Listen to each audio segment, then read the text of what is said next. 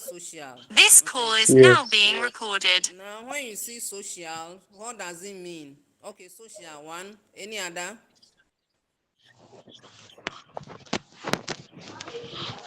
Any other? Any other hand? I'm not seeing any other hand.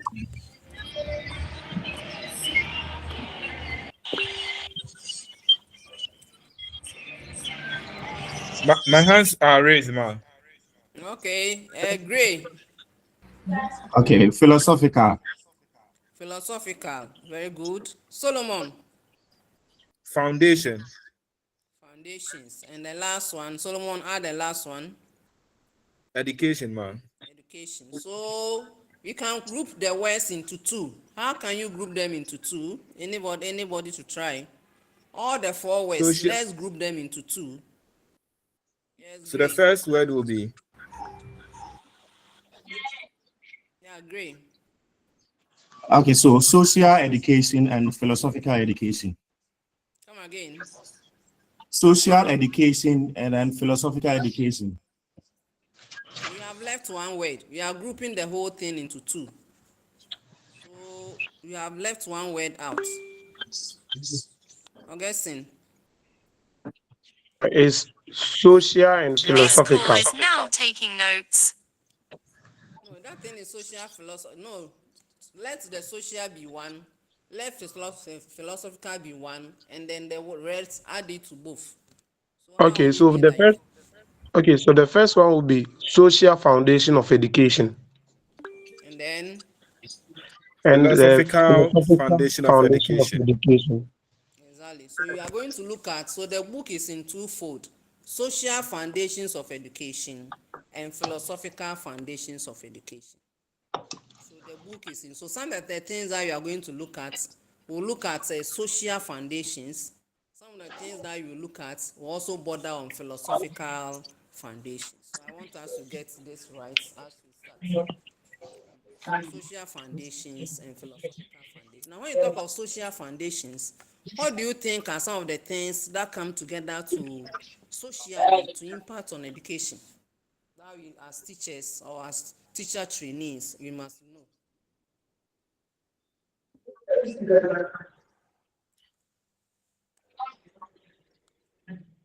Yeah, you raise your hand now. Yes, Solo. Social education, from what I know, talks about fostering development in a child. Come again. Social education, from what I understand it, talks about education development or fostering education. By who? Who will foster that education?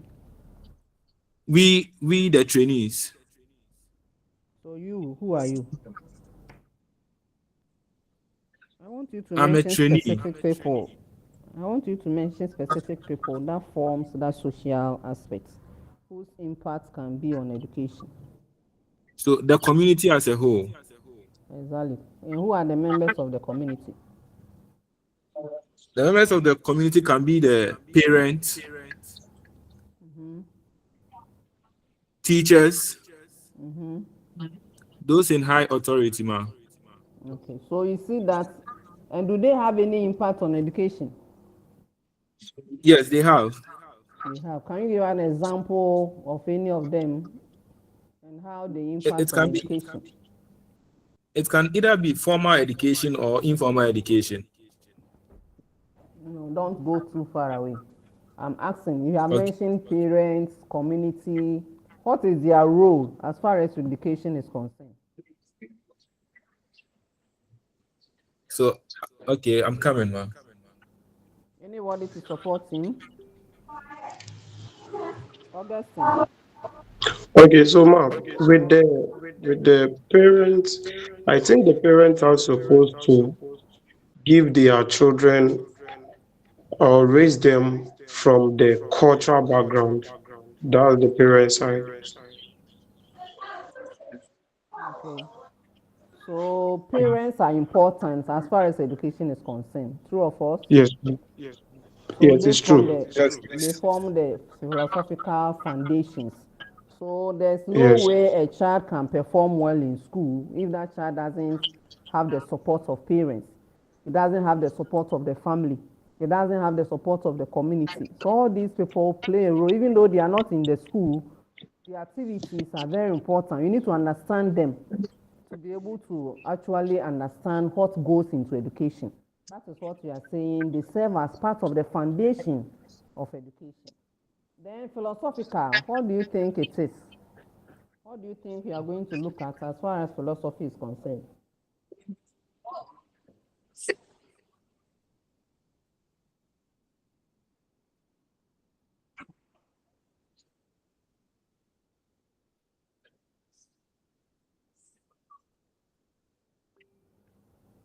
Yes, Augustine.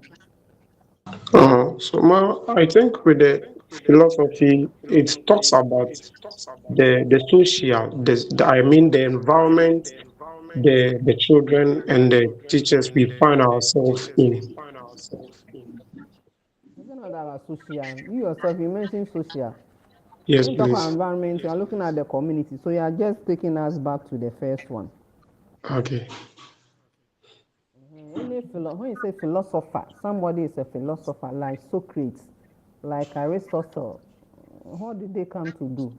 That you call them philosophers. So they add some contribution to the society. Like,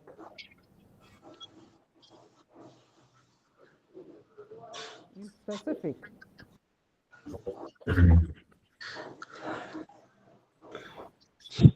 Any other contribution apart from Augustine? Augustine, yes, Solomon.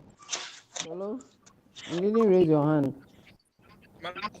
Madam, yes, I'm here. I was thinking about it. Just tell me what you are thinking. In my view, I feel like philosophers see education as an instrument for either to attain happiness in life. How will you know that that instrument will help you to attain happiness in life? So for philosophers, they think education is all. If you're educated, you are good to go. So is it based on that you are coming for education? No, please. So why are you here? So I am to attain the social aspect as well. Okay, that's fine. That's fine. So just to set the ball rolling, you need to understand what goes into what you are going to study, so that when you go out and someone asks you what are you doing? So I'm doing social and philosophical foundations of education. What is it? Then you say I'm now going to be taught. I don't know what you are going to learn. So that is why you need to have an intro. So you are going to look at some social aspects of education, some social institutions or some social activities that really impacts on education, so that as teachers we should have an idea about these things. Then after the social foundations, you know that philosophically they are experts in education, people who have gone deep into education, and therefore they can tell us when you do this and that and that and that, that is also education. So we are going to look at some experts, some philosophers. So you mentioned some of them. I'll give some of them to you as homework so that you also read along as we go ahead. So we are going to run through 1 or 2 or 3 units. How many of you have the book? How many of you have the soft copy of the model? I have one now. Those who Me too don't, have them. those who don't have, please, if you have, we should now from here we should have a platform. Someone should create a WhatsApp group for us so that all of us can join, and then some materials that others have that others doesn't have, we can easily share on that platform. So once we finish, one of you should volunteer as a leader. At least all of you, if you have a platform already too, you let me know. Then one person will communicate with me. I can download the soft copy for those who don't have. So that wherever you are, you can just read from your phone instead of carrying big books around. You can even ask AI to summarize for you and then give you the most important points so that you can study. That's what AI can do. If you give the AI the soft copy, they can do a summary for you. I'm not saying copy it and then make it small and send it to the examination room. When they catch you, you stay in the house for 2 years. By the time you are coming back, your colleagues will be in level 300. So I'm not asking you to go and use, but when you have the soft copy, you can get it to summarize for you, and you can easily be learning from your phone.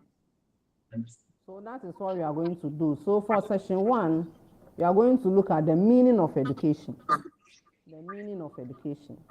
So education, you can mean 2 things, 3 things, or even 4 things. Basically, it can mean a lot of things, but for our study, we are going to look at basically 4 different ways that people have looked at education. So we are going to look at the etymological meaning, we are going to look at the philosophical meaning, you look at the sociological meaning, and then you finish it with anthropological meaning. So anytime you are defining education, you should be able to tell us where you are coming from. Are you defining it as an anthropologist? Are you defining it as a sociologist? Are you a philosopher? Or you are coming from the etymological perspective? So let's quickly go through. Those who have the book, you can follow up with us. Those who don't have it, you can get it later and read. After the lesson, read. If you have the book, as I've said, now you don't need to be writing a lot of things. You can use AI support to summarize so that you get to the core, the core of the. Especially, I believe that as you are reading, you are not just reading for fun. You are reading for knowledge and for exams purpose. So you should have the tool behind you. So when you have finished reading and have understood, how do you translate this so that in examination conditions you should be able to provide something? Because that is where your grade will come from. So when you say etymology, we are just looking at words. In Ghana, we have a lot of names and a lot of towns that come from this etymological perspective. Ghana was called Gold Coast. We were called Gold Coast all because we used to have gold. Please, those who have Randolph, please mute yourself because we have gold.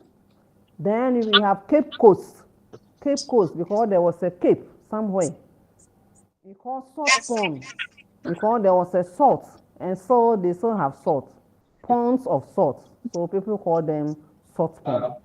So in the same way, education was also can also be defined from combining 2 or more words. From combining 2 or more words.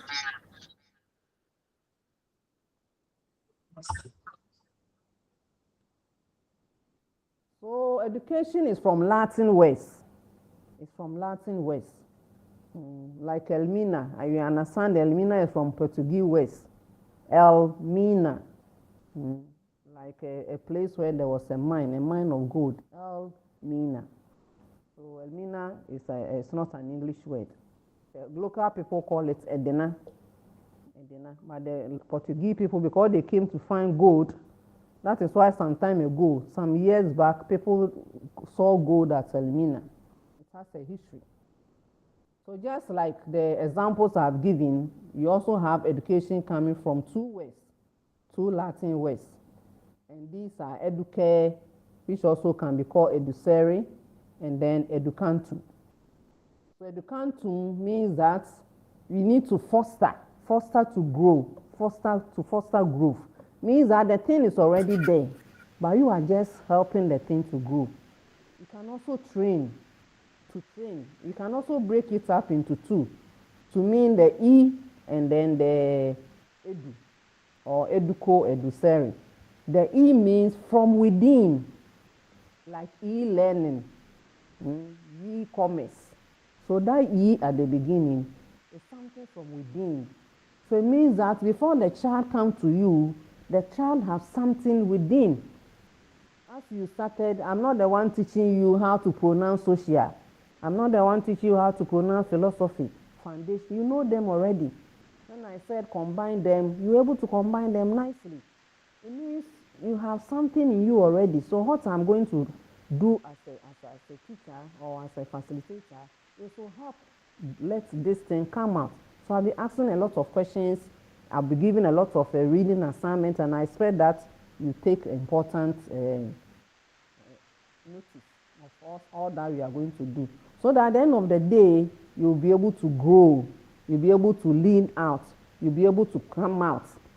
So that you can say that, so I have A in foundations. If you had A in EDF, what did you do? You're able to bring out. I'm not the one to put the knowledge in your head.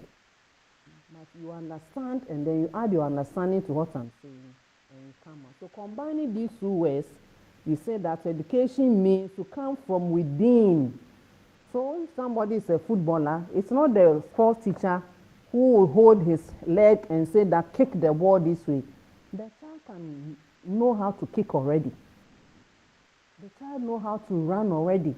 They know how to throw the ball already. So the teacher guides so that more potential can come out. So the term educantum means the act of teaching, where education is a process that draws from within all the innate tendencies that the person has. So as a teacher, that is what this is, a child-centered education. Bring it from within so that you can develop to the full, potential of the person. So we move on still on the etymology and say that we have another word we call educate. You say you have educere, educantum, and then educate. Educate also means to bring up, to nurture, to rear, to mold, so that you can come out or bring the persons to their full potential. So in another way, we mean that to educate is to make sure that you bring the innate or inborn qualities of a child to the full. So in a nutshell, education is a process of development. You are nurturing, you are bringing out, you are rearing, you are molding, you foster to grow.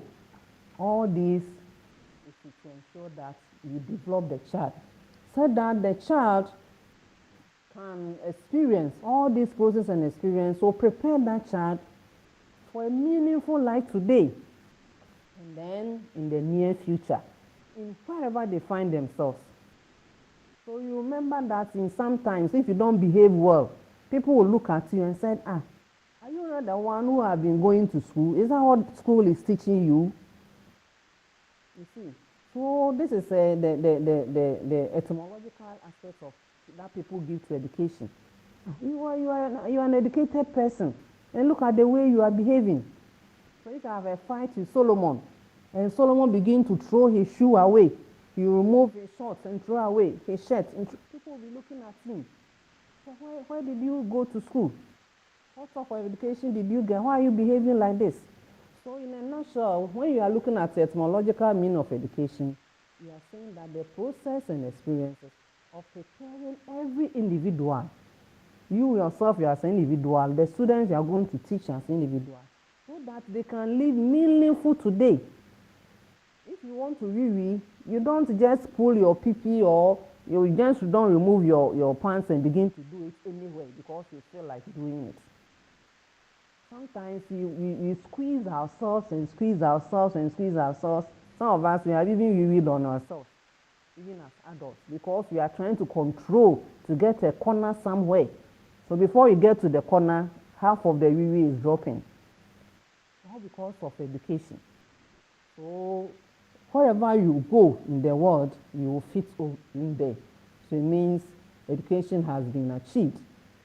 Then we move on to the philosophical. If you don't understand anything as I teach, you raise your hand so that I will address it. Then philosophically, we are saying that education, the total influence that nature and other men are able to exercise, either on our intelligence or on our will. Other men are able to exercise on our intelligence, on our will. Who are these other men?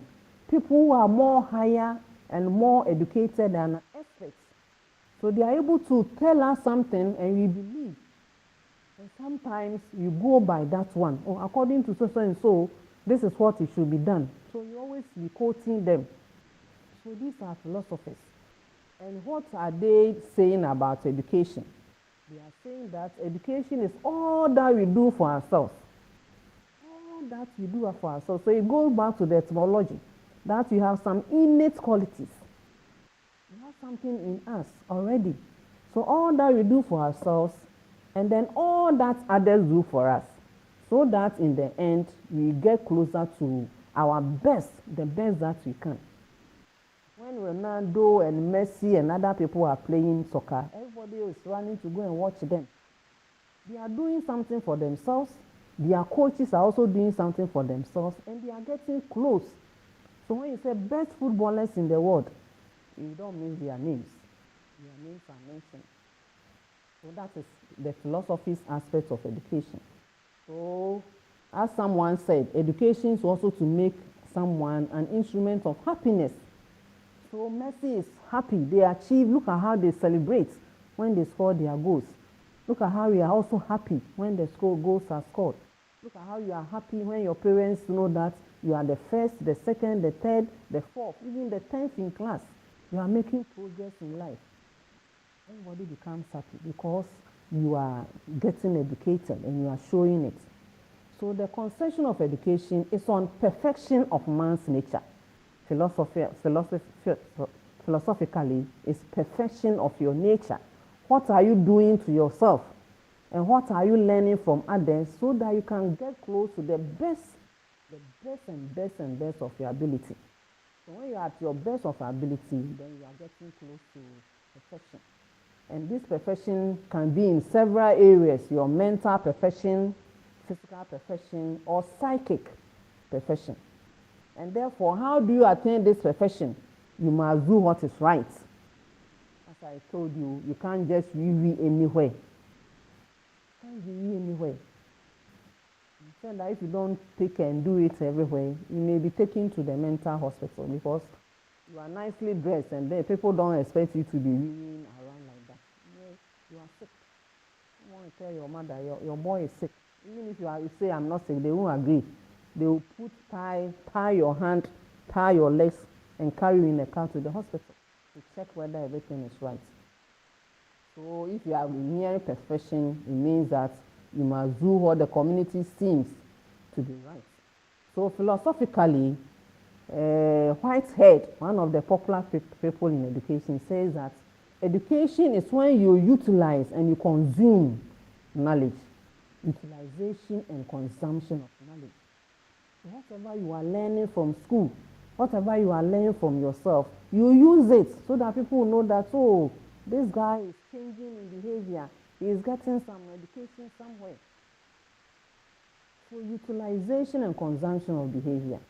Others also says that education is the understanding of the art of living. Understanding the art of living. How do we understand the art of living?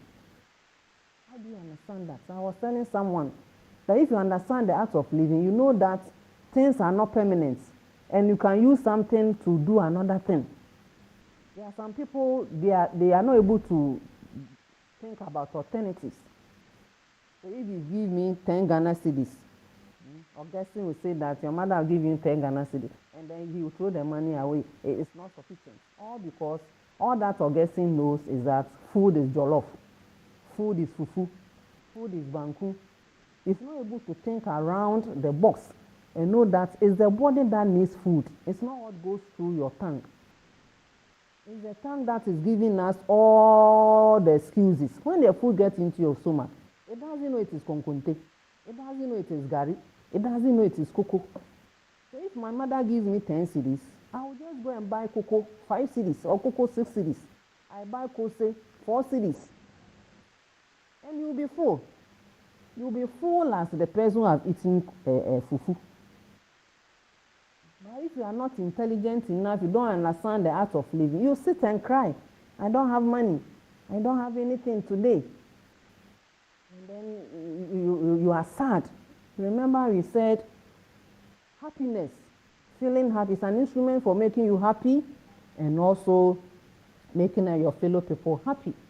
Then one thing that I really like is the definition by Dewey. Dewey is saying that education is a reconstruction and reorganization of experience, which add meaning of experience and increase our ability to direct the course of subsequent experience.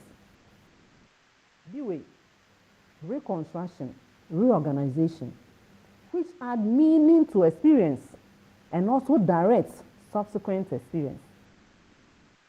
So that's why we are saying that everybody has something within. So the footballer, the guy who is showing signs of playing football, know how to play football already. From the word go from his mother's womb, he started even kicking his mother's womb before he came out. It is in him. So what is the teacher doing? The teacher is now showing him, when you are kicking ball, don't kick it this way. If you want to score, kick it that way. Reconstruction and reorganization of the experiences that Randolph have already. So that at the end of the day, he will add meaning. So if I'm kicking ball, if I want to be a good footballer, it doesn't mean I should be kicking left and right. I should have that coordination. I should know that I can't play from end to end. I must pass. I must do this. And this is why I must stand to get the right connection so that I can score. That is reorganization. And then your ability to direct subsequent experience. That is by Dewey. So that is the philosophical aspects. Now you move on to sociological. So in a nutshell, Dewey is saying that education is not once, it's a process of continuous researching, because day to day things are changing. And if an educated person, when you study afar, you see that those who are educated, they are able to fit everywhere. They can travel to US, UK, and so go back to school, do a lot of things, unlike those who are not educated. So continuous reconstruction of your experiences, and then continual development so that you can make original contribution to human life, to the best philosophers, to the best of your ability, near perfection, to the best of your ability. You move on to sociology. You move on to sociological meaning of education. And when you hear sociological, you are looking at society. And then this meaning came out because people were thinking that, no, philosophical is the best of your ability, what the society think. It's right, it's what you must be doing. But the sociologists also said that, no, let's look at education from another perspective. So what does the society that you belong to consider as something that is lacking in other members? It's what you must show for us to know that you are socially educated. What is the society lacking? So if you go to a society and everybody is throwing rubbish away, and then you begin to educate them, no, it is not good. Hygiene is very, very important. Let's have dustbins. When you are walking around every morning, you are on the radio, educating. Sociologically, you are trying to let people know that something is lacking. And that is lacking is what education must do. Because we are saying that education or society will survive when people are thinking the same way. So when they say EDF102, come to this link, if nobody came, if nobody joined this line, I will not be here teaching. You will not be a group. After this one, you create a WhatsApp group, so that those who are lost, you begin to add them. So by the time we are getting to the third teaching, everybody will be here. So homogeneity, that we are one. We are all IT students. We are all science students. We are all math students. It brings us together. We have formed a small society of mathematicians, small society of scientists. So it helps to, education helps to perpetuate this homogeneity. Sometimes it tells us that you are an Akan, and as Akan, this is how you must dress. This is how you must have your wedding. This is how you must name your child.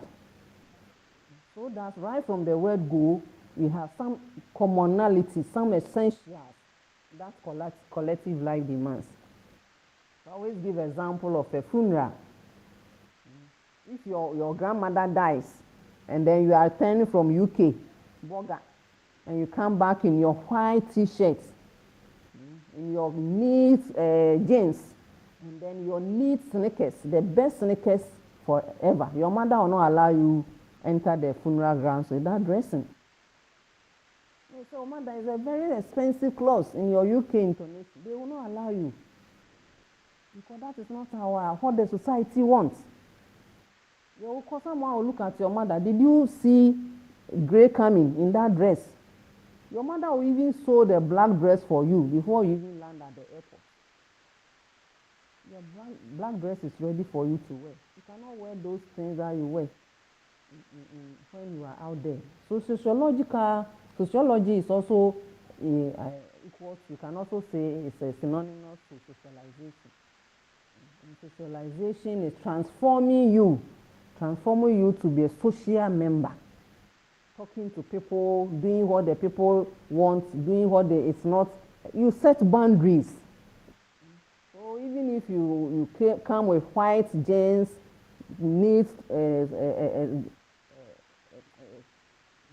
jeans, white top and sneakers, they won't allow you, because that is not what your parents will not even allow you.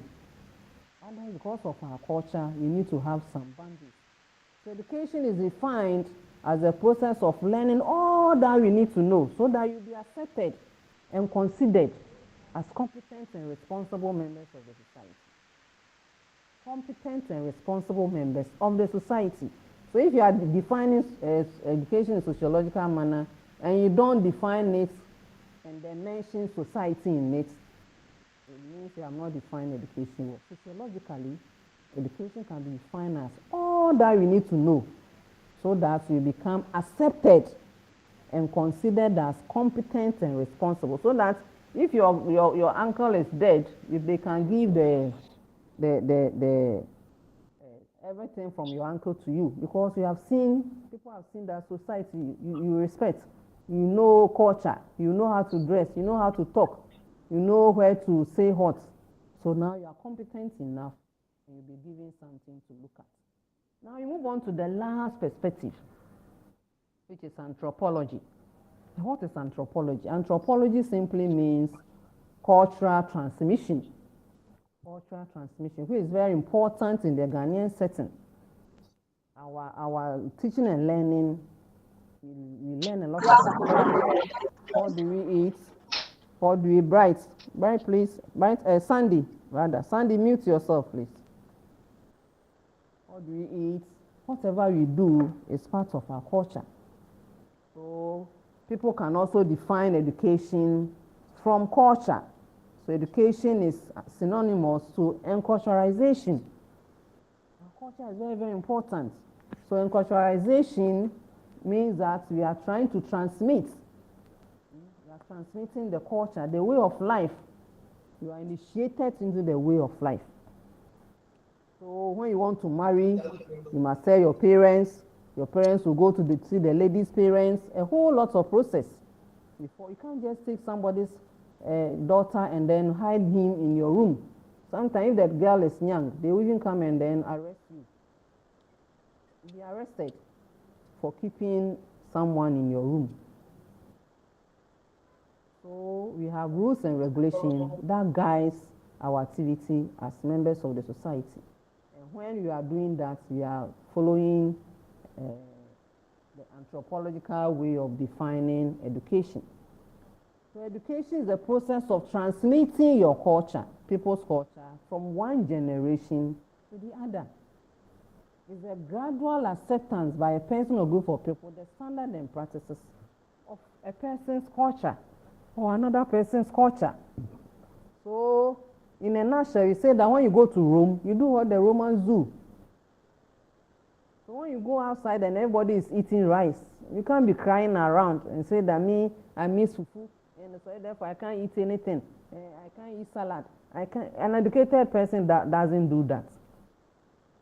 That is the culture of the people. So if you not eat the rice and you not eat with the chopping sticks, those of you who find yourself in Japan, if you not eat with the chopping sticks, then you go hungry. Yeah, I can't take tea. I can't take tea. What will you eat? So gradual acceptance. We don't say all of a sudden. Gradual acceptance of another person's culture or your own culture is what anthropology of education is looking at. So how do you define it in an anthropological way? You can say that is the process by which people learn the requirements of their surrounding culture, acquire values and behaviors appropriate or necessary to that culture. And you have already given an example of dressing. Somebody is dead and you have decided to dress in your expensive polo shirts, your nice neat jeans, in your best sneakers, with your white cap on top, with your sunshade. And people say you can't attend funeral. You say you can't, your parents will say, no, you can't go to the funeral dress this way. Your father will even borrow you his big shirt so that you can carry along. So that is appropriate behaviors and values that is necessary for your culture. It teaches an individual to, the individual accepted norms and values. Accepted norms and values. Sometimes people just cry. They just cry at the funeral, not because they are sad, but because that is the norm. If you don't cry, it means you are happy. Somebody say, so your parents, your father is dead and you are not crying. So accepted norms and behavior. So individual becomes accepted members fulfill all the needed functions and roles of the group. The group can be your family, the society, your class, your church, everywhere that you find yourself. There are certain roles and functions that you have to look at. In the church, you are expected to pay your dues, attend the church, join the choir, or join men's fellowship, or be a Sunday school teacher. All these are rules. That is some of that guide the culture of the church. So more importantly, anthropologically, you must know how to establish boundaries. You must know where to go, where your nose, you say where your freedom ends, where somebody's nose begins. So know your boundaries. Don't be walking around doing anything because you feel the whole world doesn't belong to you. You have boundaries. And you must respect those boundaries. Not because you have bought a new speaker as a young man, everybody should know. So you play music to the loudest volume. My daughter will tell me when the music is loud, that is when it is nice. So they want to play the music so loud that people will know. They want the whole building to vibrate. You must know your boundaries, so that you don't incur the displeasure of people. So you know the boundaries, you know the accepted behavior, you know what is acceptable and what is not acceptable within your society. We are mentioning the word society because every society has what is acceptable and what is not acceptable. So that is that on anthropology. So we have looked at the four ways of defining education. We said you can do it in an etymological way by combining some words. You can look at it from the philosophical way, where some people who are intelligent enough influence our thinking, influence our will and intelligence. Then you can also do it from sociological way, where socialization is equal to education. And you can also do it from the anthropological way, where culture is very, very important, and people should be accepted by the way they respect their culture. And because we have different ways of defining education, one man came out to say that no. Then what is education at all? This story is like the elephant and then the 6 men, the 6 blind men. I don't know whether somebody have heard that story. So the 6 blind men said they were going to visit the elephant. They want to see how the elephant is. No, when the blind man say they want to see, they see with their senses. So they want to see how the elephant is. So they were taken to the elephant. So the first one touched the leg. Move his hand around the leg. Say, oh, the elephant is like a tree. Someone went to touch the tail. Said, oh, the elephant is like a snake. Someone touched the side because he could touch, roll his hand. So the elephant is like a wall, because they have seen before they went blind. So all these are different ways of, so you don't have one way. So they went home singing, I've seen the elephant, it's like a tree. I said, no, the elephant is like a wall. And I said, no, it's like a fan. No, it's like a snake. Everybody is right in a way. So because of that argument and debate, we have one man we are calling R.S. Peters, Richard Stanley Peters. He said, no. Now let's come with a guideline. Let's come with something that will let people know whether it is sociological, anthropological, etymological, or philosophical, whatever they are doing, it's education. You cannot let people have one way of defining education. So R.S. Peters gave us three criteria. He said, one, if something is education, that something must be worthwhile, it must be important. So if people are crying at the funeral, they think it's important. So teach people how to cry. It's worthwhile. And then because the people who are crying, they are committed to that thing that they are doing. So if they are committed, teach them how to go about it. So that is the first criteria. Transmission of something that is worldwide to those committed to it. So it can be good or bad, but people are committed. People run, students, they run over the wall to go and buy weed to come and smoke. They are committed to that, and they teach other people. You go to SS1, the senior they gave you is a weed smoker. If you don't take care, because you are committed to him, he will start sending you to go and buy, and before you are aware, you are started smoking. And when you leave school, you also educate someone. So when you talk of education, it's not only that it can also have some bad perspective, but we are looking at the good perspective. So anything that is worthwhile to those committed to it, you can say that it is education. So those that are not worthwhile, like the weed smoking, like the cheating, like the theft, that people don't like. Most people are not committed to this thing. Sometimes when you are doing this weed smoking, you can't do it in public. You wait when people are sleeping, then you run to the bush. Things that are done in the bush, you hide and you do it. It means it is not worthwhile. And few people, you can't even do it in public, you yourself. You cannot come out boldly to say that, look at me, the best weed smoker in the school. You can't. So it means, even though you are doing it, it is not part of education. It's not part of education.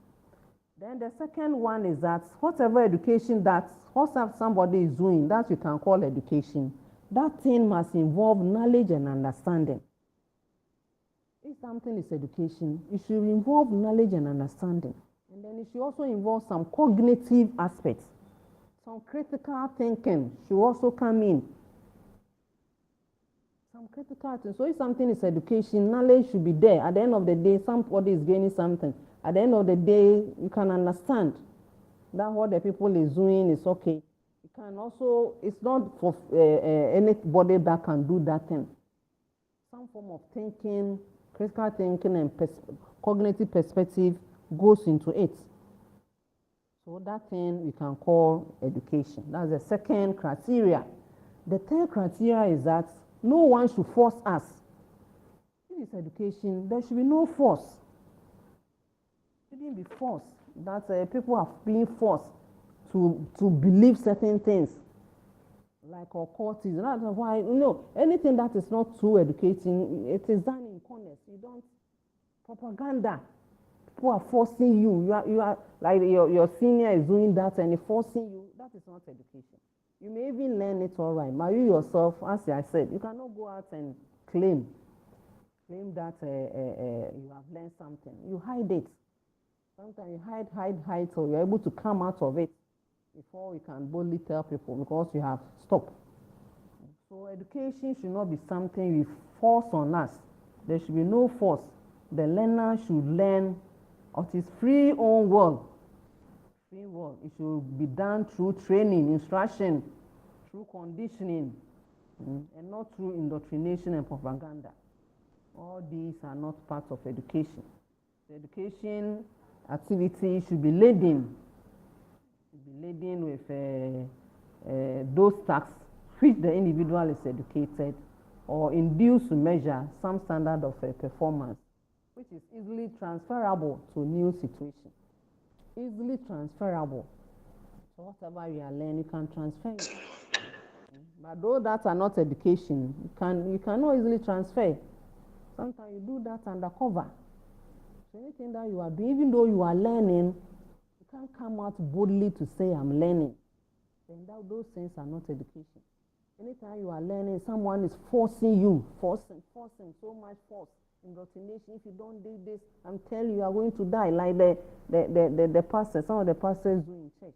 You should leave those churches. Any pastor who indoctrinates you, sometimes they tell you your parents are witches and you believe them. Somebody have given birth to you and taking care of you till you finish school. Now someone is indoctrinating you because there's a problem. I always tell people that anytime you have a problem, be very careful. If you are in serious crisis, be careful because people can indoctrinate you to believe that someone is doing that to you. So these are the 3 criteria that we look at as far as education is concerned after looking at the other 4 areas. Any question? Any question up to where we have reached? If you don't understand anything, you ask so that we move on to the next session. If there are no questions, we move on to the processes or forms of education. We are going to look at 3 forms of education, and then we're going to look at their characteristics. Their characteristics. When you say formal education, what is it? When you say non-formal education, what is it? When you say informal education, what is it? And these 3 characteristics that you are going to look at, we say that they form a continuum. It's like one move into the other, and the other will move into the other. Sometimes, even though you are in a formal education sector, some form of non-formal and then informal can also happen. So when I'm done, you are going to tell me how in a formal education, what can we do to show that even though you are in a formal education, we are doing some informal thing? Or how can we say that even though we are informal education, what we are doing is it flows from the formal to non-formal to informal in that continuum. So what is formal education? Let's start with formal education. What is formal education? Another word. Who can give us one word for formal education? Just one word for formal education.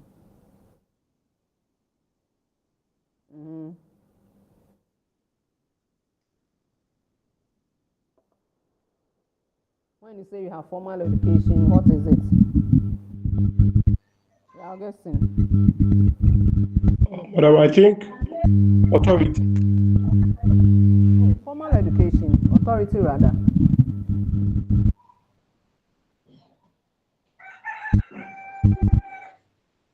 Any other? Okay, mute yourself.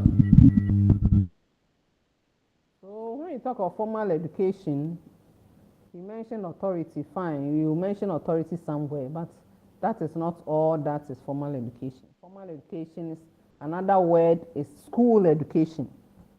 School education, education that takes place in the school. Education that takes place in the school. So formal education can be structured. You can say it is well organized, it is official. You need to get admission, you need to bring your certificates, you need to pay fees, you need to write exams. Sometimes you must wear school uniforms. Sometimes you come to school for a certain period of time. You are on holidays. Certain things are compulsory. You must come to assembly. You must be at a school worship. So you are saying that it's official, structured, and organized by a public institution or sometimes a private institution. And when you are finished with this type of education, it results in certificates. And that certificate is recognized. It's recognized at certain levels. So, oh, I have BEC certificates, I have WASI certificates, I have diploma certificates, I have degree certificates, even the degree, I have postgraduate certificates, masters, and I have PhD certificates from a recognized institution. It means you are going through formal education. And that formal education also employs scientific teaching. Teaching is not done anyhow. As I'm teaching now, others are also teaching at other places. The same thing. So you all follow some process that help people to. So if I don't come to class now, as we are showing the model on the screen, I can ask Solomon, please teach. Teach for me for 1 hour. I'll be late for 1 hour. Please discuss with your friends. You will not teach anything outside what is in the book. So that is what we call scientific approach to teaching. It starts from class 1, lower primary, upper primary, senior secondary, junior high school, senior high school, before you come to the university. This class that we are, JHS students cannot join. Even if they join, the examples they will give will not be good enough for this, our lecture. So formal education is structured in hierarchical manner. It continues from class 1. All of us started from nursery. So I was asking my students, so can you tell us the teacher that taught you all that you have learned up to now? Can you just pinpoint one teacher? Is it the class 1 teacher? Is it the KG teacher? Is it the class 2 teacher? Which of them can you really say that this is the teacher who helped me throughout? It's not possible to pinpoint one teacher, all because you go through a whole lot of I lost my slides, Okay.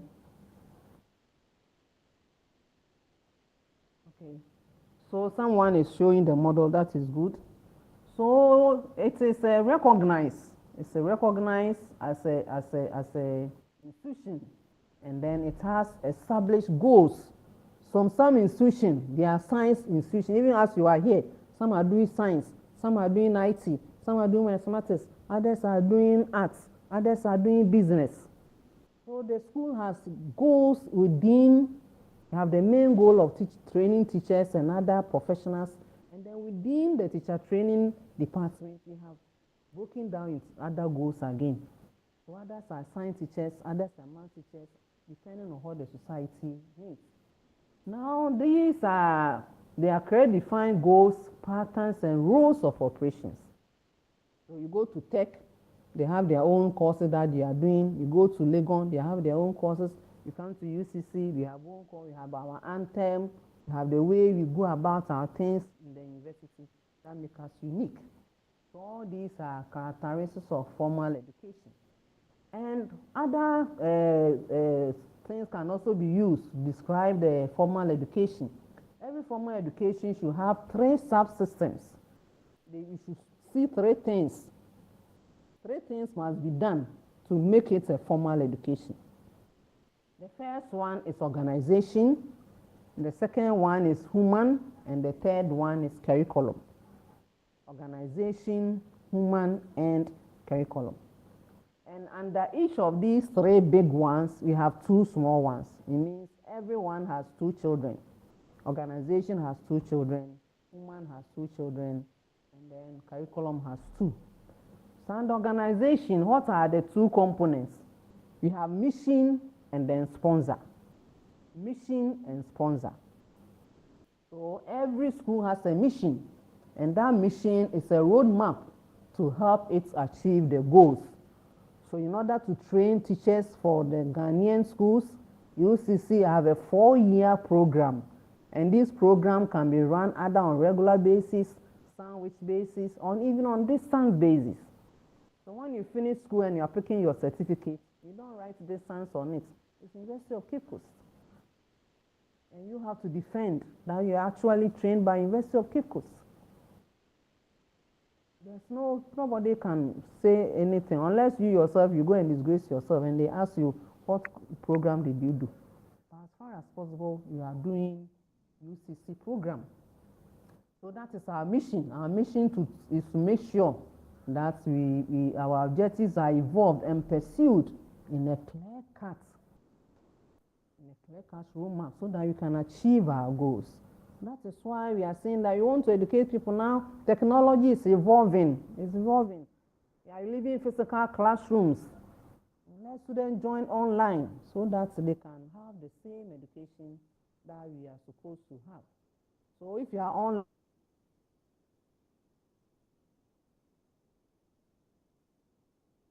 online, it doesn't mean you are in the wrong class. Normally, focus of your home.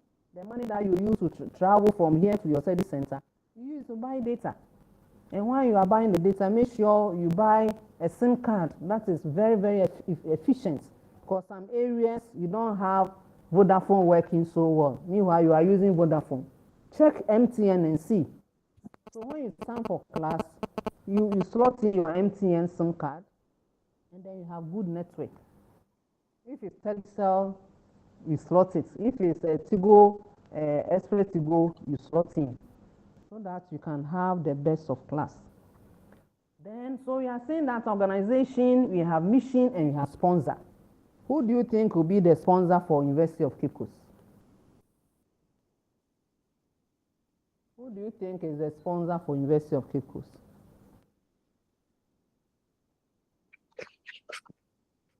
Yes, anybody? You put your hand up, yes. Yeah, I'll get in. I think the government. The government. What about if the school is a private institution? That's the principal. Private. Yes, Eva. Eva, did you put your hand down? So, the principal or who? The proprietor. So every school must have a sponsor. There must be a sponsor for that school. Yes, Gabriel. Hello, Gabriel. Okay, so these are the two components under the formal education. Under the formal education, there should be a mission and there should be a sponsor, the two children of organization.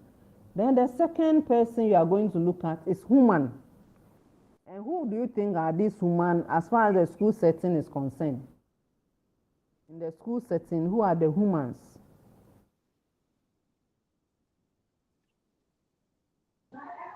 Yes, Augustine? Students. Students, what name can we give to them again? So, Gray, yeah. Okay, so the student can be called learners and then facilitators Learners and teachers. and then facilitators or teachers. And teachers can also be called the mentors. Mentors. And students can also be called mentees. So if you see a school, and then you don't see humans in the school, the school has a building, it has an organization, government is sponsoring, it has a mission, it is nicely written on the building to train and to mold, and then it doesn't have human beings. For 1 year, you'll be passing through the place and there are no human beings. It means it's not a school. The structure looks like a school. The environment looks like a school. So you begin to ask yourself, you may even go around asking people, but what is that building? I don't see anybody there. It looks like a school. So that is a sociological aspect of education. Even though you have everything, there must be the human aspect, the human interaction, the teachers and the students moving in and out, parents moving in and out, community being concerned about that school. So that makes it a school. Very good. So we move on to the third component or the third subsystem, that is curriculum. And curriculum is all the activities that is carried out in the school. All the activities that is carried out in the school. So all that you come to the school to do is what we are calling the curriculum. And under curriculum, I told you each of them has two children. Under curriculum 2, we have two. You have content and you have media. So the content is all that we are learning now. Everything that you are learning now, you can look at it as content. Then what help us to learn? So now that you are going online, it means that always you must have data on your phone. Always you must find a plantain tree under which you can sit and have a network. Don't sit in your bedroom and complain there's no network here. Walk around. In my village, I have a small spot where I can get internet, and that is where I go always. I go always to get my internet. So I don't sit in my bedroom and say that I don't have internet. I can't study, I can't join online. Move out of your house. Sometimes you need to even travel to the next town. That is where you can have your class. So that is where your classroom is. But who is calling through a minute?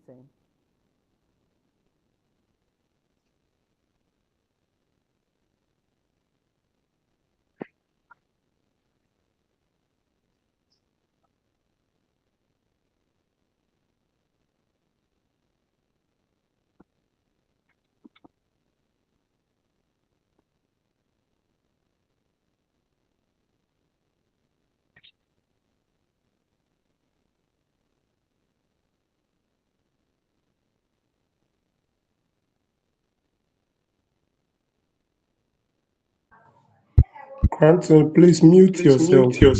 Yeah, I've done it over several times. I'm even on the WhatsApp page. And you are even on the hot WhatsApp page, are you? Just cut the call and let me call. I've seen your missed calls. It's the phone I'm using. I'm not using. Madam.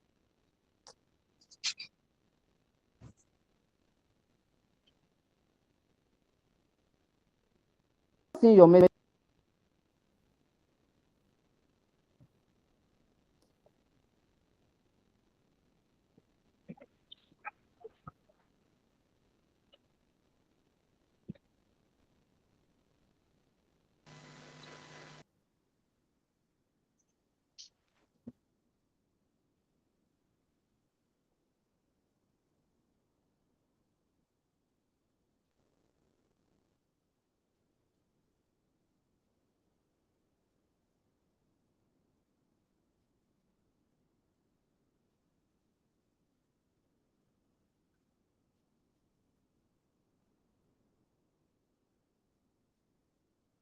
Okay, so please, can you hear me? Yes, please, we can hear you. Sorry, We can hear you. One of you wanted to join. He has called me more than 10 times, so I have to respond. Oh, okay. So we have looked at the three components, subsystems under formal education. So if something is formal education, one, you should see that people are learning something. There's a content, there's a book, EDF102 something. Everybody is learning that. There should be media. They are writing exams. They are using, there's a blackboard. There are markers. Said that if these things are not available, classes may not be able to go on. So these are some of the things that we are calling media. Then we move on to non-formal education.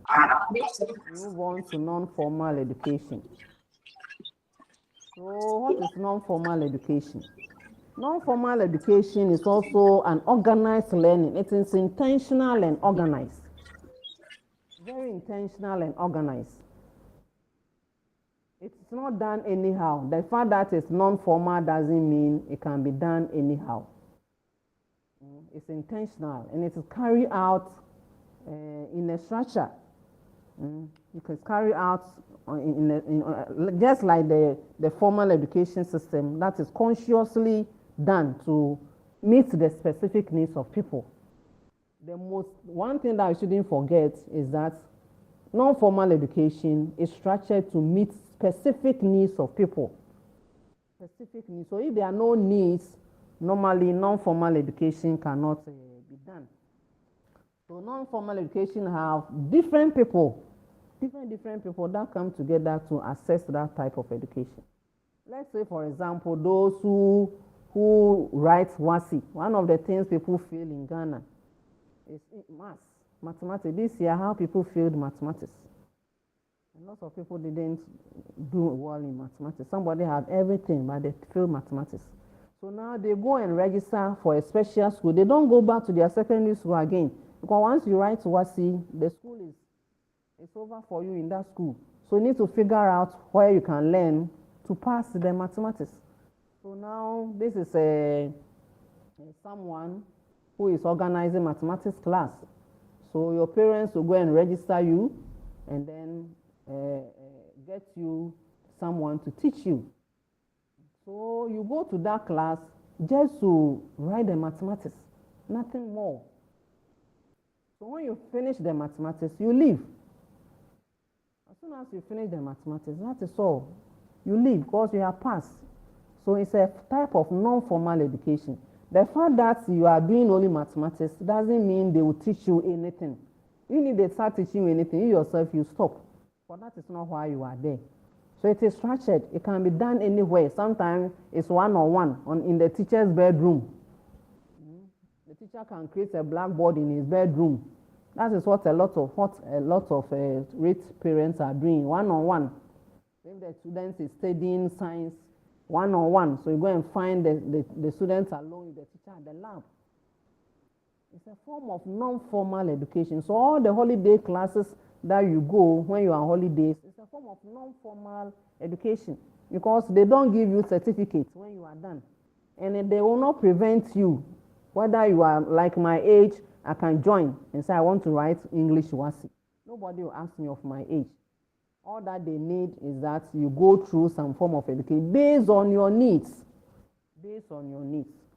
So adult education, apprenticeship education, youth services that are organized in the community. Some can even organize language classes for the old ladies and old men. All these are part of non-formal education. So it is open to everybody, farmers, fishermen, herdsmen. Anybody at all can be made to join a non-formal education. Traders, you can name them. Though we are saying that it's organized, it is a curriculum guided, because they don't teach anything. Just as I was giving the math classes, for example. If you go and they are teaching 1 + 1, 2 +, so you leave. You take your money and leave.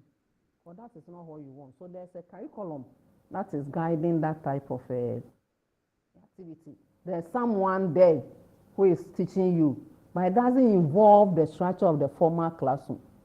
As I said, it can be in one-on-one. The teacher's class, sometimes the teacher even comes to your house in the evenings. Extra classes. Some of us have extra classes for our children. In the evenings, they will come. We have a blackboard in the corridor, and the teacher will be teaching. All these are forms of non-formal education. So people of all ages can participate, from children to adults, based on what you have. You can have family improvement education, community improvement education, occupational improvement education. So when there's a workshop for you to learn how to log in, how to do this, short courses, all of them are types of non-formal education. They may give you a certificate, but it will not be recognized as a WAEC certificate. They will just give you certificates of participation. And sometimes you cannot use it to apply for any further education. So what are some of the characteristics of non-formal education? You have plenty of them. I normally tell people that when you have bullets like this, number them. Number, so that when an exam they ask you to write 10, and you are able to write only 6, you yourself, you know that you score 6/10. You don't wait for the exams to come before you say that I didn't know what I scored.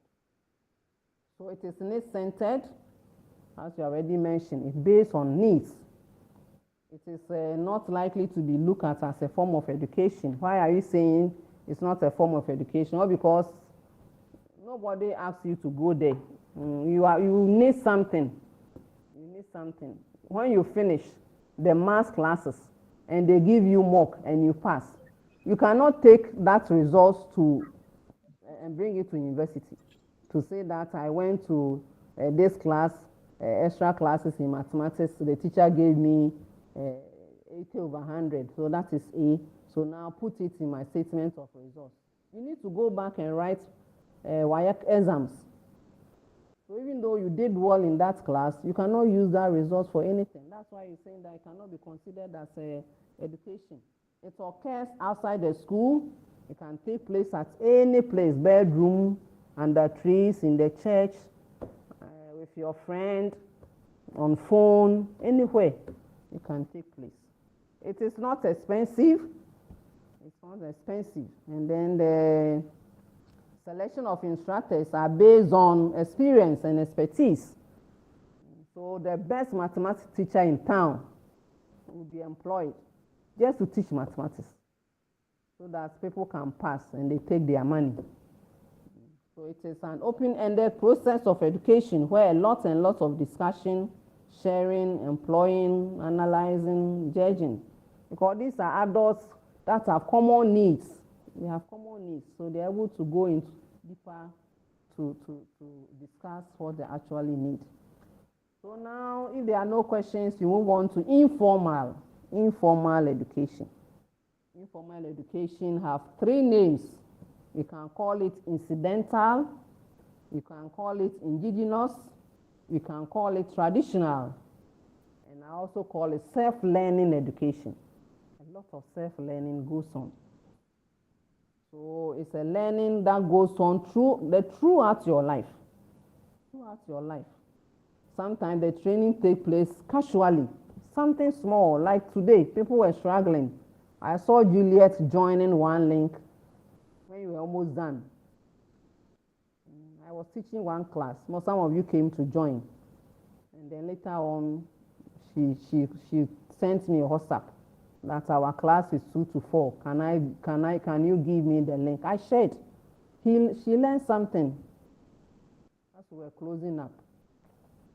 So casually, she was able to connect to me, and then she got the link for her class.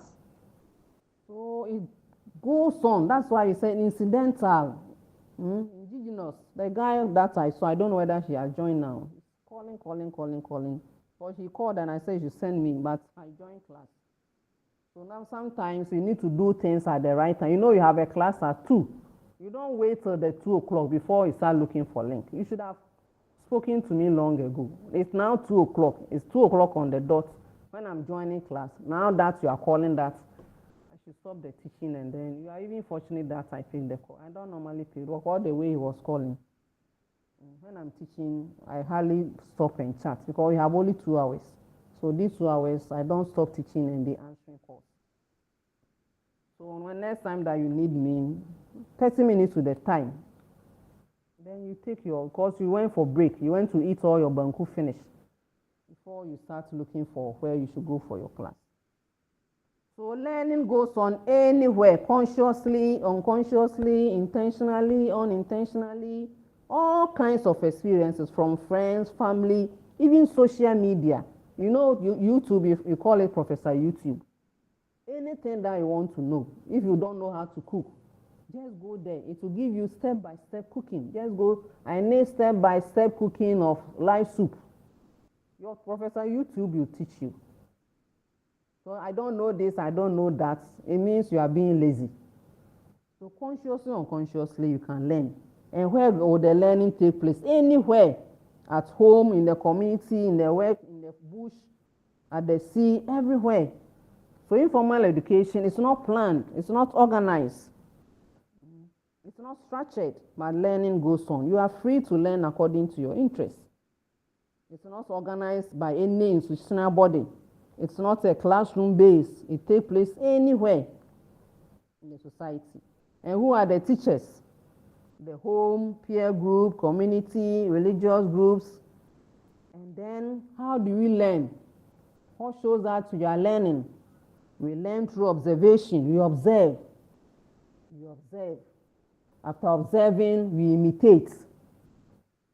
We try to practice what you have observed. Like I said, you want to cook soup. So YouTube is telling you how to cook soup. How do you know that you are learning how to cook soup? You must observe. And when you have finished observing, Then you imitate. Then when you have imitated, you identify, check whether what you have done is true. Then finally you participate. Participation is very, very important. If you don't participate, you won't know how to do it. So if you are learning how to dance, you can only learn how to dance when you join a dancing group and you participate. You participate in it. So these are the learning tools. The learning tools. So learners acquire information by observing, imitating, identify themselves with what they have imitated, and they take part in the activity. So there's no supervision. There's no supervision.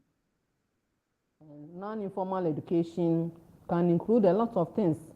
Character training, it can include vocational training, it can include physical training and social training. Different capacities. So if your parents are teaching you how to make chairs because he's a carpenter, it's a form of informal training. Because your parents will not give you any certificates when you are done. Your mother sells gobe. So naturally, you learn how to sell gobe. Your mother cooks kwache for sale. Naturally, when you go on holidays, we find you cooking the wache and selling. You have learned a vocation. You have learned a vocation. So what are the characteristics of informal learning? Already you have said it is incidental. Incidental. It's indigenous. It's natural learning.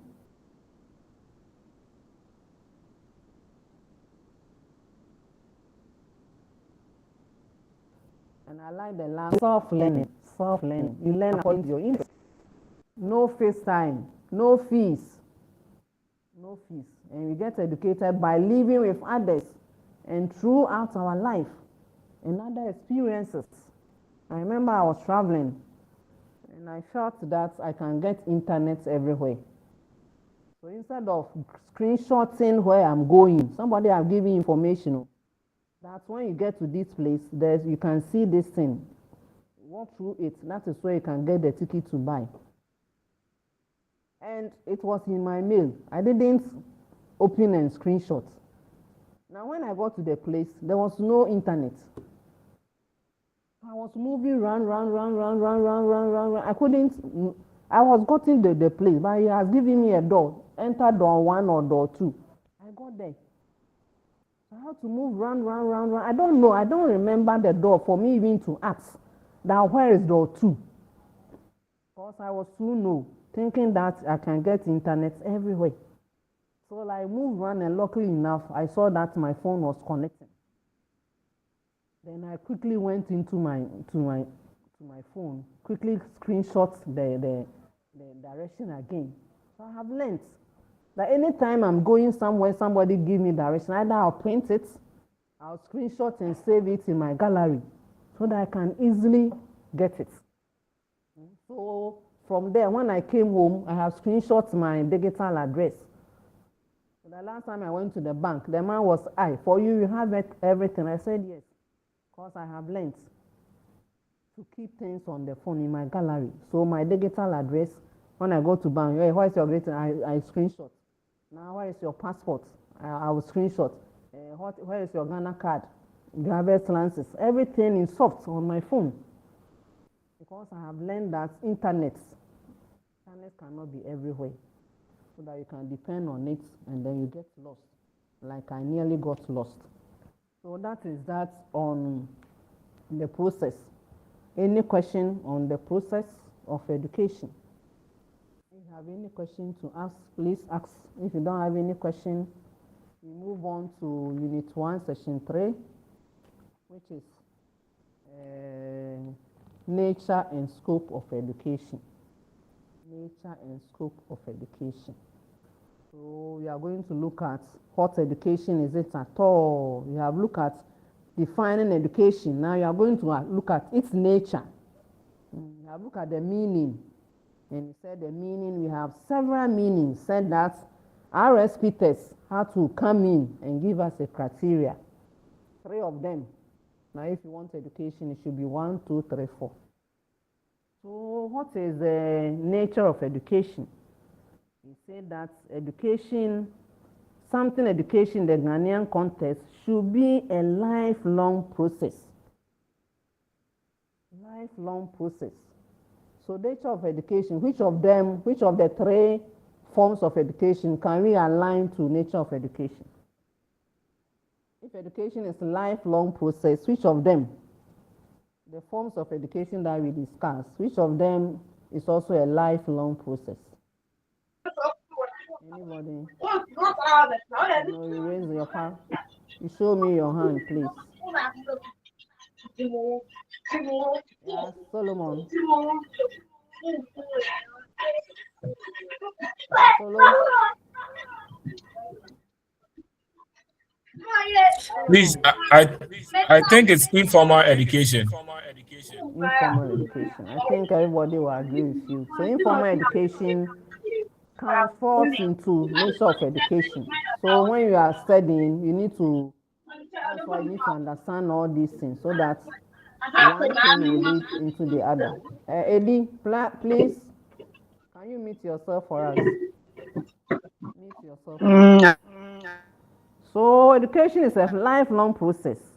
And sociologically, education begins from the day you are born, the day you cry for your mother, to the day you die, the whole of your life. Every day you are learning.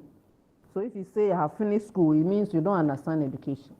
Even if you have finished school, that is when you are going to start learning. Most of the things that you are learning here, especially at this course, you will not teach it anywhere. You come to teach at the university or the training college. You won't teach it yourself, but you are learning it. You are learning it and picking something from it so that you can learn. So when you get your posted to your school, the thing that you'll be learning at the university is far, far above what the JHS people learn. So when you get to the JHS classroom, you must learn again. If not, you'll be a bad teacher. You cannot go to JHS and be teaching them what you learn at the university. You are going to use the understanding that you get from learning at the university to teach the things that you'll be learning. So you have to go and learn everything again. The JHS syllabus, that's why you prepare lesson notes. It's part of your learning. So lifelong learning. It's a systematic process. It refers to a transaction throughout. It's systematic. Things are not done anyhow. Even the informal education, you don't do it anyhow. You learn it systematically. If your parents are teaching you how to prepare banku, you can't do it anyhow. You can't say, so, okay, I want to cook rice, but let me cook the rice in bowl, and then later on I come and add water. It doesn't work like that. So whatever form of education that you are taking through, you say that its activities are systematic through some form of institutions and regulation. The home can be one, school can be one. Your parents teach you how to wear your clothes traditionally to church. Sometimes you know, they will tell you whether to put the cloth on your left or your right. And that if you don't do it well, people will laugh at you. Now you don't know how to do it. So is it on the left shoulder or on the right shoulder? You must know all this in systematic. Education is development of individual and the society. So you remember the sociological perspective and then the anthropological perspective. Society is very, very important. So true education is individual as well as a society. So if the education, that is why Kwejuagi said that when you educate a woman, a man, you have educated an individual. But when you educate a woman, you have educated the whole society, the whole community. Society is very, very important. How well people are educated will show in the society. So when you go to a very elite community, you see the place is quiet, the place is clean. Depending, it comes down to us where we don't care. We don't care at all. We can poo-poo and wee-wee anyway.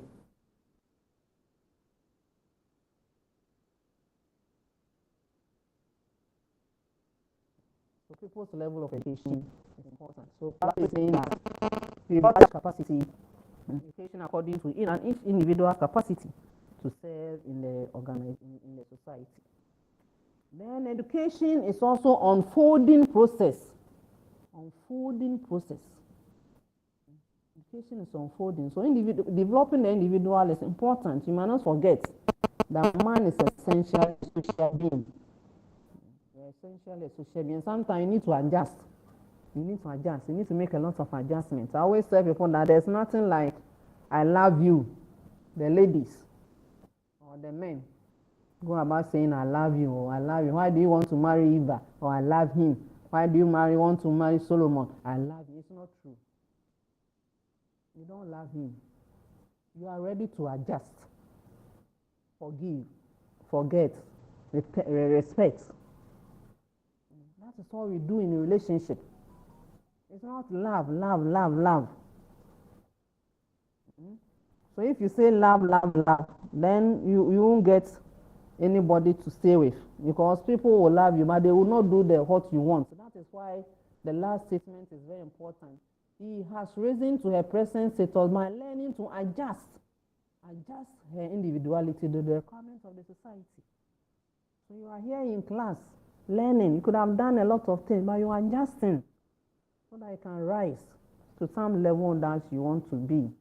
It's an unfolding process. It doesn't finish. You have a story about the allegory of the cave. Go and learn and read that story. Next class, you share with me. What is the allegory of the cave by Plato? So according to that story, someone should read. And next class, you share your verse so that you understand his allegory of the cave. You observe that power and capacity of learning exists in the soul already. So Plato is taking us back to the etymological meaning. Say it is innate. It's already in us. I always tell people that if you want to see whether people are humble or they're not humble, wait for them to get money.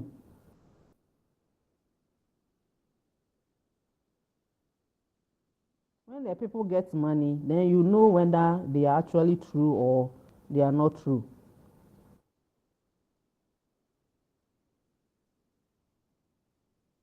So a truly humble person is someone who is already rich. A truly humble person is someone who is in power and is so humble. When you get power, we change. You don't know me, I will do this to you, I will do that to you. So Plato is saying that capacity and power exist in us already. Just as the eye was unable to turn the darkness to light, without the whole body doing so, the instruments of knowledge and by the instrument of knowledge can only, by the movement of the whole soul, it can be turned from the world. It's quite philosophical. So Plato is a philosophy. You see, some of the things that he is saying, you must take our time to read, to be able to understand, to turn from the world of becoming into that of the being, and learn by degrees to endure the sights of being, and of the brightest and of the best of being. In other words, of the good. This one, everybody have to sleep and read.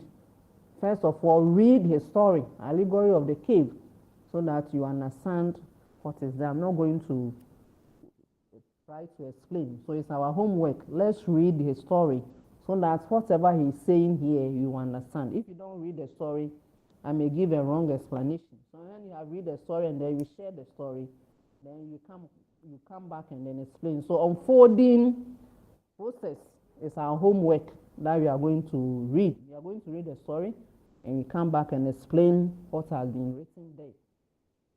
Education is a modification of behavior. We know that when we are educated, our behavior is modified so that there are certain things and certain behaviors you will not even show. Certain things you ignore. Me, I won't mind you. I don't have time. I don't have time to fight with you. You not be the lady who puts his clothes around her chest, jumping and insulting everybody. You don't know me. I can insult you till the following morning. Educated people will not do that. You are modified. You are refined. It is training of the human senses, behavior, mind, activities, and then skills are trained in a constructive and social desirable manner. So you don't use all your money to go and buy one dress because it's nice. Or when you are so rich, you don't wear two clothes. Today I want to look very beautiful, so you put on your first shirt and then you put on your second shirt. People will think that you are mad. Or shoes. I don't know how you wear shoes. You use one shoe, then you wear another shoe on top so that people know that you are rich. No, you don't do that. So in a constructive and socially desirable ways. So people say that when you are hungry, you don't eat with both hands. There are certain things you might not do as far as education is concerned. Education is instruction and direction. So as I'm teaching, I'm giving direction. Now, if you are by the end of the day, you have heard about one thing, the allegory of the cave by Plato, and everybody is going to read on that. It's something, a knowledge that you will add. So it's a direct and instruct individual to fulfill his desire for the exaltation of his whole personality. You feel good. It makes you feel good. You feel prestige. On graduation day, people will be here. Sometimes they come, they will not even look for you. You come and say that, oh, I'm busy. I was busy. So these are some of the things that education can also do. Now we move on to education as life. Education as life. So you don't stop learning. And life is meaningless without education. Every aspect of us, every aspect and every incident needs education for sound development. Every aspect. Sometimes you are doing something you don't understand. Someone will educate you. Oh, bro, don't worry. This thing, I've done it before. Do that, do that, do. It's a form of education. So getting pieces of advice so that you can do what you are supposed to do is also a form of education.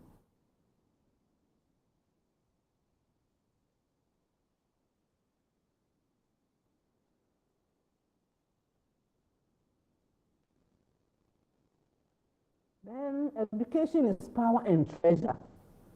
The last one is education is continuous reconstruction. Remember I said I like this one. Education is continuous reconstruction of our experiences.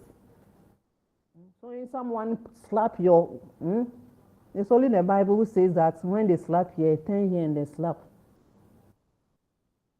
What you did and somebody slap you, you must reconstruct.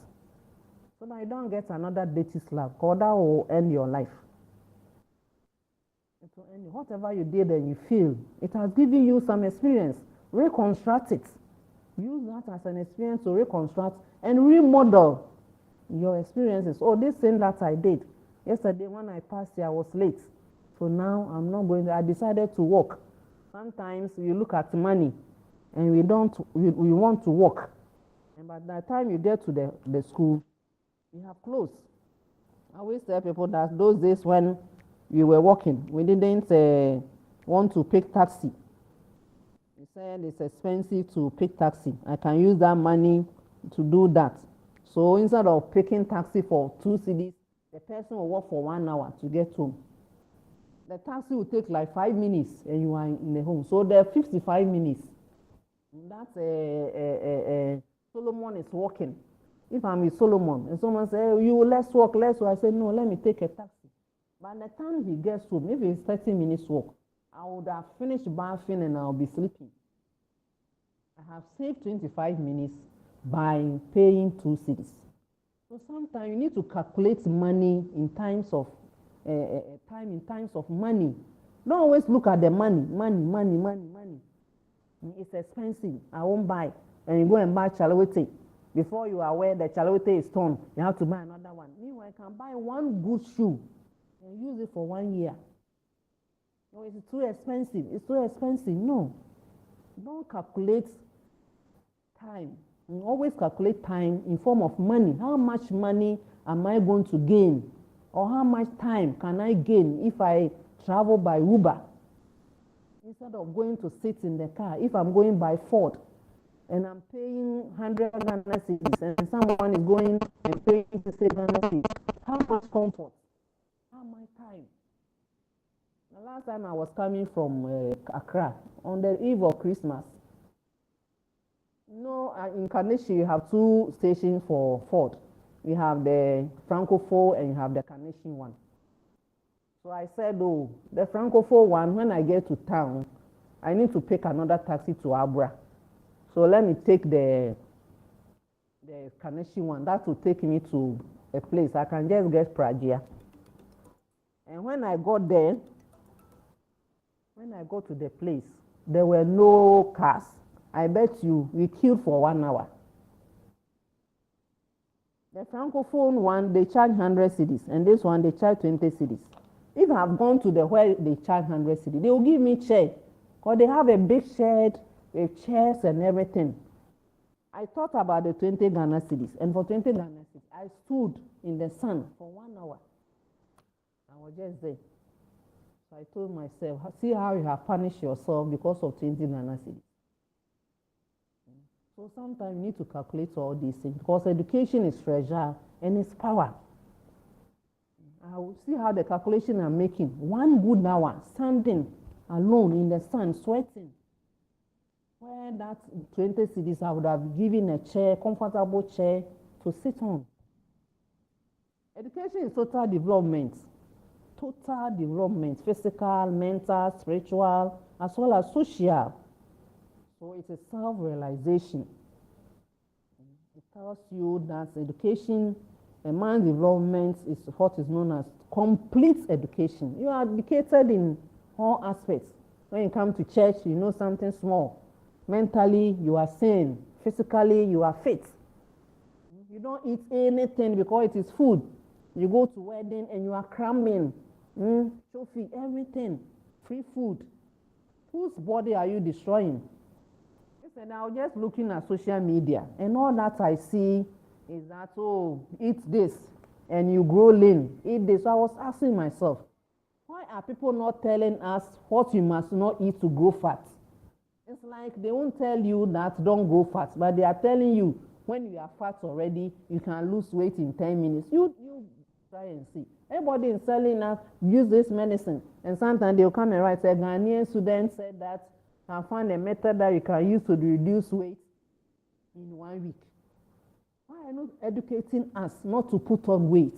If you know weight is not good, educate us not to put on weight. But don't educate us on how to lose weight, because it's very difficult losing weight. Losing weight is very, very difficult, because you have developed the habit of eating. Now they are telling you not to eat. So learn how to moderate your eating, so that you don't get into the stage where you have to now try to. So education should help us to go into fullness of physical, vital energy, almost everywhere. Everywhere, your intellectual, your spiritual, everything, total development. So not that you should all be intelligent. Your body, your physical body should also look good. So that when you dress, you look handsome or beautiful.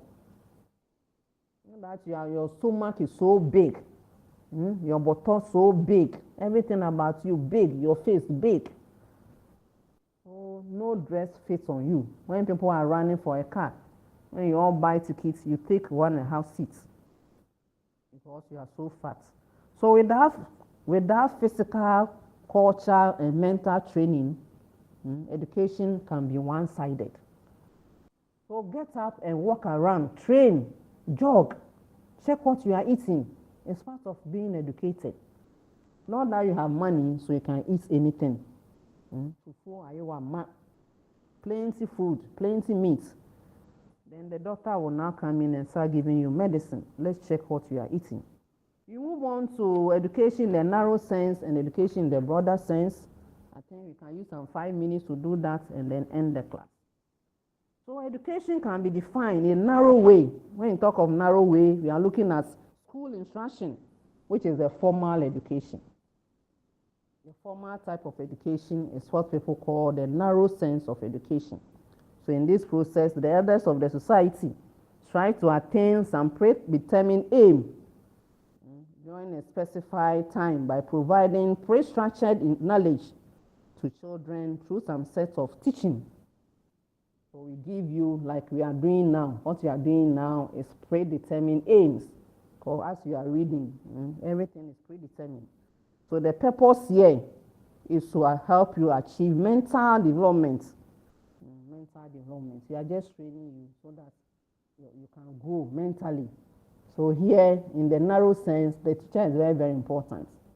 The teacher is expected to instill in you, as I'm doing now, small doses of knowledge. And at the end of it all, 3 weeks' time, I'll stop. Go and write your quiz 1 and come and tell me how much you scored. So this knowledge strangles the natural development of the learner, and hence it may not be of use. Remember, I said it already. Now, some of the things that we are learning on this program may not be of use in our actual life. Even the maths and science you are learning far higher than the GHS one. So in your actual life, it might not be there, but the school has its own merits. So in a narrow sense, education means schooling. Now let's go to the broader sense. What is the broader sense? In the broader sense, education is not about communication between the teacher and you. It consists of all the experiences, reconstruction, all the experiences that you need from beginning of life to the time you die.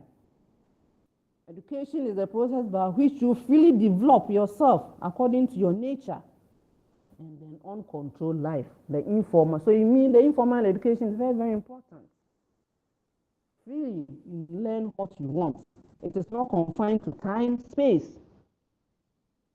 So the person who gives the learner, any new person who gives you a new experience is your teacher. So if you get lost, your own self, sometimes you can teach your own self. Sometimes I have been fooled. See how I allow myself to be fooled. I won't do this again. Nobody is teaching you. You have learned it yourself because of 1 or 2 things that you didn't do. So education is a process of growth and development that goes on throughout our life. It's not limited to the classroom or classroom activities or particular period of time. We are here today for the next 4 years. It's a particular period of time. That is the narrower sense of education. All other forms of education that we are doing, everything that we learn, the total experiences that the individual receive from all the agencies, the home, the school, the church, everywhere. It's the broader sense of education, and that's very, very, very important. Those type of education, you don't forget it. You don't forget. Like you didn't take your torchlight and you fell into a gutter because the place was dark. You never, never, never forget. Because it's an experience that you learned on your own. So we have done 2 hours and we need to do 1 hour online. We need to do 1 hour online. And we need to appoint someone as our course rep. Juliet, you have chatted with me already. Can you put your line up so that we can all create one platform so that I can, from today, I can, because we have another class doing the same course with you. When you get to a place, I might combine you so that in the evenings. As for the Saturdays, because of the nature of your timetable, you may have it as it is. But on the weekdays, so Solomon has put some link there. He says you can join, so that those who are lost, those who are calling me, they can also join. So let's have one group, so that those who are getting lost, we can bring all of them. So when are you meeting? Can you meet on Wednesday? Just 1 hour, and maybe if you are not able to finish, you can meet on Friday to 1 hour. Because we have to do 2 hours today, and then 1 hour we fix it ourselves. We are supposed to do 3 hours. But you cannot put all the 3 hours on the timetable. So when you meet, then the teacher and then the students will fix the 1 hour. If I teach the 1 hour, I'm not able to finish, then you take it up and then do a reading assignment, and then from there we need it so that we can create groups for presentation and stuff. Any question from now so that I can move to the next class? No, ma'am. If you don't understand anything, you ask me. So when are you meeting? I said Wednesday, 6 to 7. Hope it's okay with everyone in the evening. Yes, please. That one is okay.